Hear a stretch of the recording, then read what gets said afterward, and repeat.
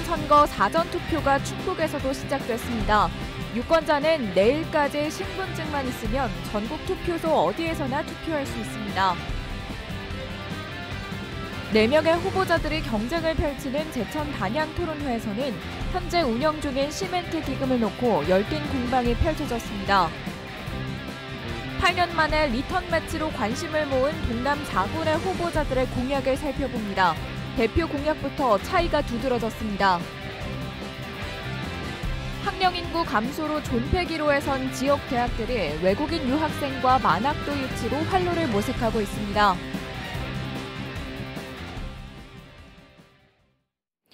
시청자 여러분 안녕하십니까? 뉴스투데이 충북 소식입니다.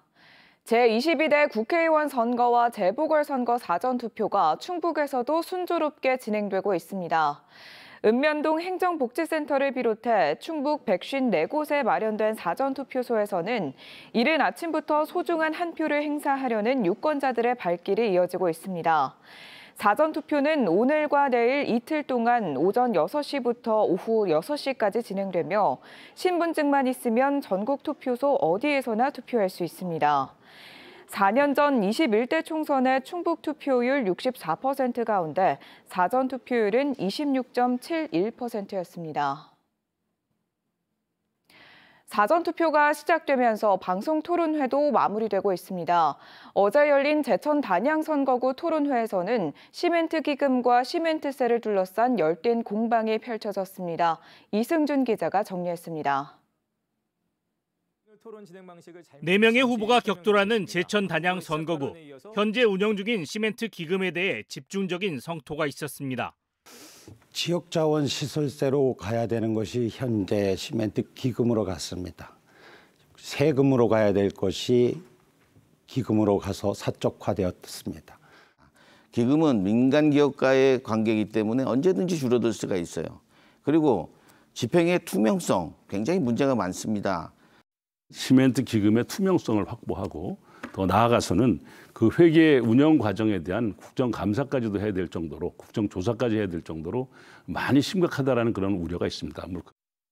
정부에서 이중과세다 해서 반대하니까 그러면 세전에 기금이라도 만들어서 혜택을 주자. 20년째 기다리고 있는 지역 주민들이 안 됐지 않느냐. 그게 저희가 주장을 해서 주도권 토론에선 현역 국회의원인 엄태영 후보에 대한 공세가 이어졌습니다. 경찰병원 분원 유치 과정과 하계대학 경기 대회가 열리지 않는 걸 물었습니다. 대통령을 만나서 설득했나 안 했나 그것만 대답해 주시면 되고 과정은 제가 더 잘합니다. 예. 제가 여당 의원이지만 대통령을 만나서 제천경찰병원 유치에 대해서 제가 설득 안 했습니다. 충북도지하고 막역한 관계인데 어째 그렇게 한 종목도 유치 못했는지 답변 부탁드립니다. 충청권 3개 지사가 유치하는 과정에서 그때 벌써 결정이 난 것입니다. 이시종 지사 때 모든 책을 물어야 되지 지금 김영환 지사하고는 전혀 관계가 없는 겁니다. 그거는. 지난 4년간의 평가도 엇갈렸습니다. 국회의원의 4년 동안의 실적을 볼 수 있는 여러 가지 지표가 있는데 그 중에 하나가 입법 실적과 국비 확보 실적입니다. 엄태영 후보님의 입법 실적이 형편없습니다. 현재 민주당과 대치되는 법안을 발의하다 보니까 상임위 통과도 안 된 게 많이 있습니다. 제천 단양이 인근 충주보다 5만 명이 적은데도 1조 5천억, 충주는 1조 3,800억, 거의 한 1,200억 이상이 저희가 많습니다. 현역인 엄태영 후보는 경륜 있는 정치인을 강조한 반면 이경영, 이근규, 권석창 후보는 지역 정치의 변화를 내세우며 토론회를 마쳤습니다. MBC 뉴스 이승준입니다. 국회의원 선거를 앞두고 충북경찰이 총력 대응 체제에 들어갔습니다. 충북경찰청은 오늘부터 국회의원 선거 사전투표가 시작됨에 따라 본투표와 개표가 끝날 때까지 도내 전체 투표소와 개표소 등에 경찰 인력 등을 투입해 우발 상황과 불법 촬영 등에 대비합니다. 특히 사전투표소와 본투표소 649곳은 매시간 순찰하고 투표함 호송 시에는 무장 경찰관 2명이 선관위 직원과 함께 대동해 만일에 대비할 방침입니다.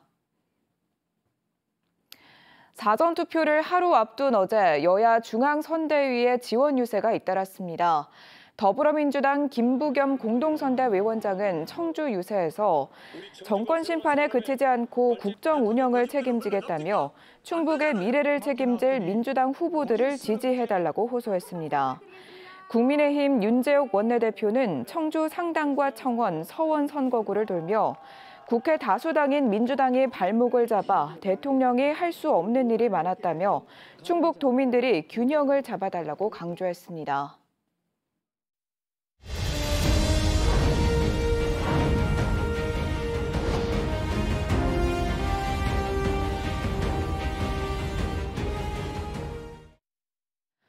총선 후보들의 공약을 살펴보는 좋은 공약 현명한 선택, 오늘은 동남 4군입니다. 더불어민주당 이재한 후보는 양곡법 재추진을, 국민의힘 박덕흠 후보는 도심 재개발을 핵심 공약으로 내세우고 있습니다. 김대웅 기자입니다. 더불어민주당 이재한 후보의 대표 공약은 양곡관리법 개정안 재추진입니다. 지난해 국회를 통과했지만 윤석열 대통령이 거부권을 행사해 부결된 법안으로 초과 생산한 쌀의 정부 매입을 의무화하는 내용을 담고 있습니다. 동남 4군의 농민분들께서 가장 원하고 있는 양곡관리법을 반드시 재추진해서 통과시키도록 하겠습니다. 양곡관리법이 통과가 되면 쌀값을 예측할 수가 있어서 우리 농민들이 마음을 놓고 편하게 농사를 지을 수가 있습니다. 이 후보는 동남 4군에 100만 평의 산업단지를 만들어서 300개 기업을 유치하고 5,000개 일자리를 만드는 135 프로젝트를 공약으로 내놨습니다. 또 국회의원 사익 추구를 방지하는 이해충돌방지법 개정도 약속했습니다. 이 밖에 현행 농민수당을 농민기본소득으로 확대해 지급액을 올리고 지역화폐 발행액을 2배로 늘리겠다고 밝혔습니다. 국민의힘 박덕흠 후보의 대표 공약은 괴산 시외버스 터미널 주변 도시재생 혁신지구 지정입니다. 낙후한 터미널 주변 2만 5천 제곱미터에 1,500억 원을 들여 공동주택과 아트센터 등을 짓는 사업입니다. 계산업을 살려야만 인구 유입이 가능하다 이런 생각을 갖고 있어서 지금 이 터미널 쪽 있는 부분을 도시재생 혁신지구로 이렇게 지정을 해가지고 어떻게든 우리 랜드마크가 돼야 됩니다. 박 후보는 응급의료기관이 없는 보은군에 교통사고 환자를 집중적으로 재활하는 국립교통재활병원을 신설하겠다는 공약도 내놨습니다. 또 공동주택 건설과 기업 이전을 포함한 옥천 역세권 개발을 약속했습니다. 이 밖에 영동에 중부권 최대 규모의 산지유통 물류센터를 만들고 저소득층을 위한 통합 공공임대주택과 고령자 복지주택 건립도 내세웠습니다. 두 후보 모두 낙후한 4개 군지역에 민자유치를 포함해 대규모 인프라 구축을 약속했는데 공약을 다 지킬 수 있을지는 검증이 필요해 보였습니다. MBC 뉴스 김대웅입니다. 진천군이 장애인과 노약자들의 투표 참여를 돕기 위해 차량을 무료로 지원합니다. 차량 지원 기간은 총선 사전투표일인 오늘과 내일, 그리고 선거 당일인 오는 10일로 교통약자 특별교통수단인 편안콜 10대 중 4대를 투표소까지 무료로 운행합니다. 운행 시간은 오전 8시부터 오후 5시까지로 편안콜에 등록된 교통약자와 동행인도 함께 이용할 수 있습니다. 요즘 새학기를 맞아 대학 교정은 새내기들로 활기가 넘칩니다. 하지만 학령 인구 감소로 지역 대학들은 그야말로 존폐 기로에 있는데요. 결국 신입생들이 줄어 위기에 놓인 지역 대학들이 외국인 유학생과 만학도 유치로 활로를 모색하고 있습니다. 이초원 기자가 취재했습니다. 이미 새학기가 한창이지만 뒤늦게 열린 특별한 입학식. 외국인 신입생들을 위한 입학식입니다. 400여 명의 유학생이 공부하고 있는 이 대학에는 올해 24명의 외국인 신입생이 입학했습니다. 배우의 꿈을 안고 몽골에서 유학으로 온 한드마도 누구보다 이날을 기다린 신입생입니다. 몽골의 영어에 일하다가 다른 나라의 영어에서 일하면 어떡하냐고. 한국말 못하고 그리고 배운 적이 없고 그랬을 때 먼저 어학단으로 다니기로 됐어요. 한국어를 공부하다 충북에서 사회복지사의 꿈을 키우고 있는 네팔 학생도 있습니다.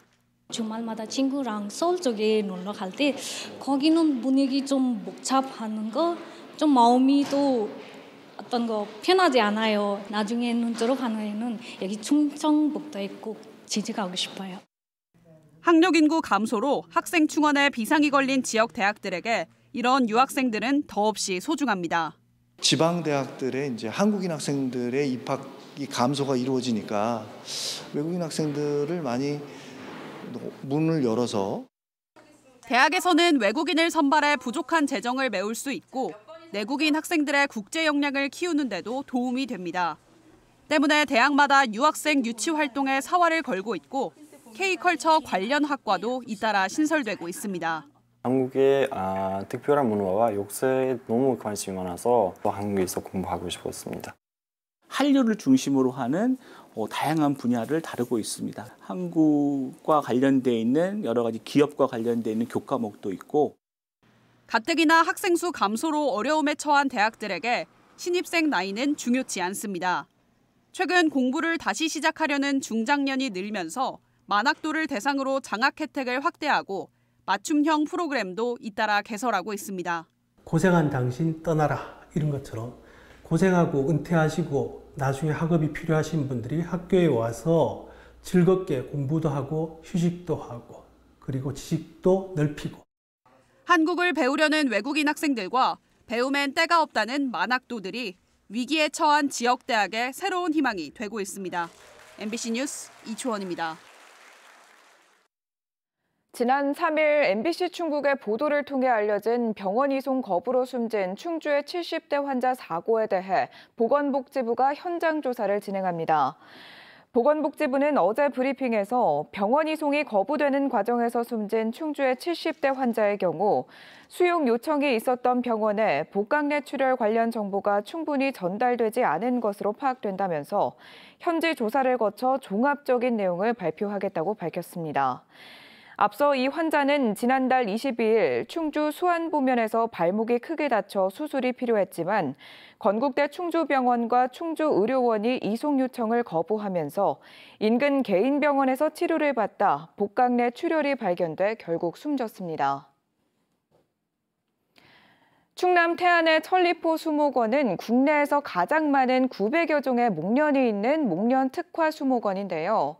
수목원이 50여 년 동안 연구를 위해 한 번도 공개하지 않았던 목련 비밀 정원인 산정목련원을 봄축제 기간 20여일 동안만 사전 예약자에 한해 개방합니다. 김태욱 기자입니다. 국제 희귀 목련인 매그놀리아 제니가 꽃망울을 터뜨린 채 연보랏빛 자태를 뽐냅니다. 태안 천리포 수목원이 희귀종 보호와 연구를 위해 조성한 목련 정원에서 볼 수 있습니다. 평소엔 일반인 출입을 통제하는 곳인데 오는 4월 21일까지인 축제 기간에 맞춰 일반에 개방했습니다. 목련이 아름답게 피신 것 같아요. 그리고 수선화도 이쁘게 폈고 이게 공개되지 않은 지역이라고 하는데 이렇게 와서 볼 수 있어서 되게 좋은 것 같습니다. 봄의 전령사 매화와 개나리가 활짝 피면서 수목원 곳곳은 봄 정취를 느끼려는 관람객들로 붐비기 시작했습니다. 꽃이 피고 있는 걸 보니까 진짜 봄이 시작된 것 같기도 하고 막 설레는 기분이 들고 1970년부터 조성을 시작해 지난 2009년 민간에 처음 개방된 천리포 수목원은 전 세계 목련 1000여 본 중 거의 모든 종류인 926가지 목련 분류군을 보유해 세계적인 목련 성지로 불립니다. 천리포 수목원은 1970년대부터 목련을 저희가 수집을 하기 시작했고요. 그리고 종자를 교류하는 프로그램으로 외국에서 종자를 저희가 보내기도 하고 받기도 하고 또한 또 저희가 또 구입해가지고 저희가 지금 보존하는 것들도 있습니다. 이번 축제 기간에는 목련 정원 외에도 50년간 출입을 통제해온 또 하나의 비밀 정원 산정 목련원도 처음으로 일반에 문을 엽니다. 단 사전 예약을 해야 하고 가드너 해설 프로그램을 함께 진행합니다. MBC 뉴스 김태욱입니다.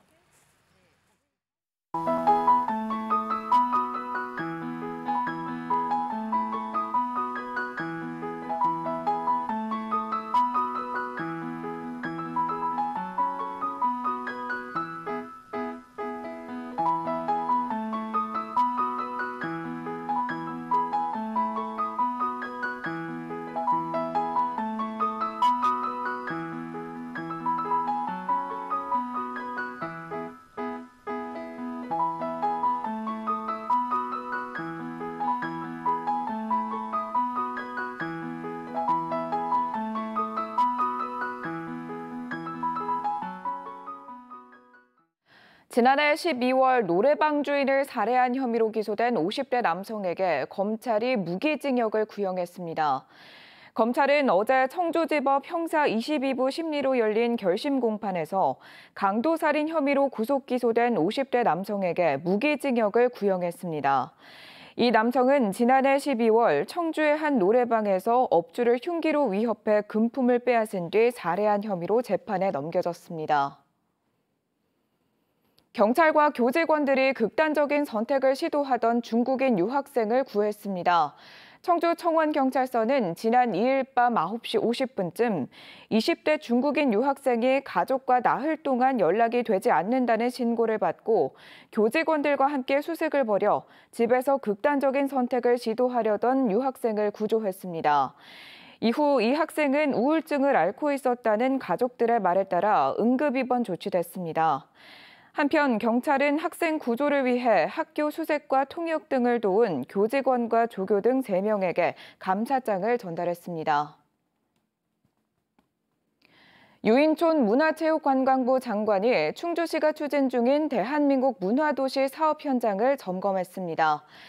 유 장관의 충주 방문은 문화도시 조성계획의 보완을 위한 컨설팅 차원에서 이루어진 것으로 충주시의 문화도시 조성계획과 예비사업 추진계획을 보고받고 관악골과 식산은행 등 주요 사업 현장을 둘러봤습니다. 유 장관은 다양성은 문화가 지녀야 할 필수 요소라며 충주를 비롯한 지자체 13곳 모두 지역의 고유 문화를 살려 사람이 모이고 머무는 특색 있는 도시로 거듭날 수 있도록 지원하겠다고 밝혔습니다. 오송 바이오 의약품 소재 부품 장비 특화단지가 본격적으로 조성됩니다. 충청북도는 산업자원부가 오송 바이오 의약품을 비롯해 부산 전력 반도체, 대구 전기차 모터 등 2기 5개 소부장 특화단지에 대한 지원 방안을 확정했다고 밝혔습니다. 이에 따라 기업 공동 연구개발, 인력 양성 등의 5년간 5,067억 원의 재정 지원과 인허가 지원, 제도 개선이 추진됩니다. 오송은 지난해 7월 국내 유일의 바이오 의약품 소부장 특화단지로 지정된 이후 해외 의존율이 95%에 달하는 원부자재의 자립을 추진하고 있습니다. 지역 건설 산업 활성화와 일자리 창출을 위해 청주시와 전문건설협회, 시공사들이 힘을 모으기로 했습니다. 청주시와 대한전문건설협회 충청북도회, 대우건설과 GS건설, 현대건설 등 9개사는 어제 업무 협약을 체결하고 공동주택 건설 시 청주 지역 전문건설업체에 참여, 지역 자재 구매 확대, 지역 인력 활용에 협력하기로 했습니다. 청주시는 지속적인 지역 건설업 활성화를 위해 향후 착공 예정인 공동주택 건설 시공사와도 협약을 체결할 계획입니다. 청주시가 거동이 불편해 병원 진료에 어려움을 겪는 노인들을 위한 동행 서비스를 확대 운영합니다. 청주시는 지난해 청원구에서 시범 추진한 저소득 노인병원 동행 서비스를 시내 모든 지역으로 확대한다고 밝혔습니다. 병원 동행 서비스는 몸이 불편한 저소득 노인과 동행하며 병원 진료 접수부터 수납, 약 처방까지 도와주는 돌봄 서비스입니다. 뉴스투데이 충북 소식이었습니다. 시청해주신 여러분 고맙습니다.